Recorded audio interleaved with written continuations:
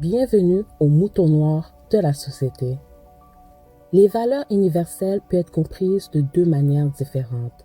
Premièrement, selon Berlin, il se pourrait que quelque chose ait une valeur universelle lorsque tout le monde le trouve précieux.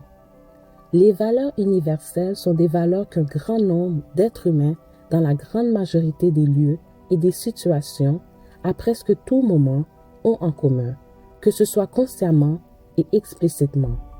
Deuxièmement, selon Amartya Sen, quelque chose pourrait avoir une valeur universelle lorsque tout le monde a des raisons de croire qu'il y a une valeur.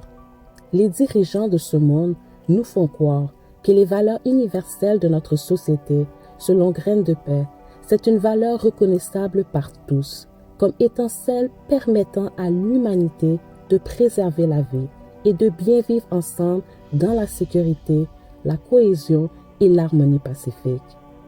Les valeurs humaines, elles comprennent notamment le respect, l'acceptation, la considération, l'appréciation, l'écoute attentive, l'ouverture, l'accueil, la bienveillance, l'empathie, l'affection, l'amour et la fraternité. Si ce sont réellement les valeurs de notre société, pourquoi notre société est autant divisée? Les valeurs universelles de cette société, c'est une idéologie fondée sur ce qui est bien et mal, partagée par tous.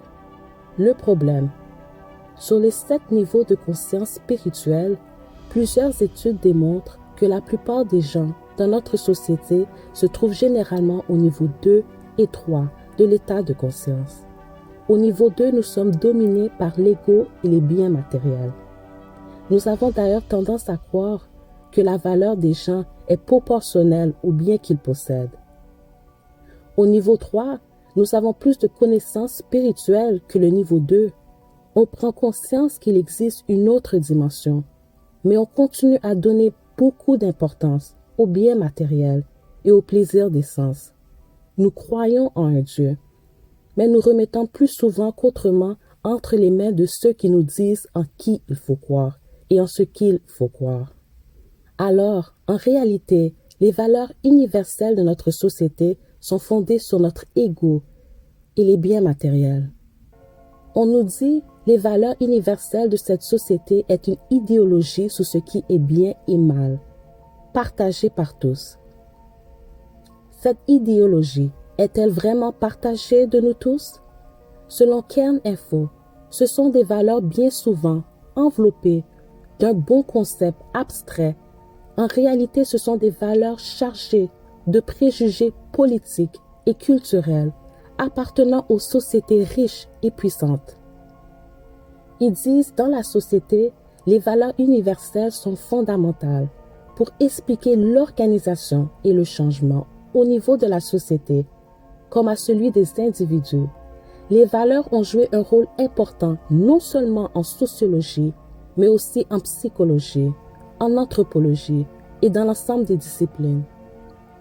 On les utilise pour caractériser les individus ou les sociétés, pour suivre le changement au cours du temps et pour expliquer les motivations de nos attitudes et de nos comportements. Mais en réalité, nous savons très bien que cette soi-disant valeur universelle est fondamentale pour l'organisation des hauts dirigeants de ce monde, pour qu'ils puissent nous manipuler, pour maintenir leur agenda, le pouvoir, et le plus important pour nous éloigner de la vérité, car en réalité, leur définition de valeur universelle est un mensonge. Il est important de ne pas vous perdre dans l'illusion de ce monde. Merci beaucoup. Namasté.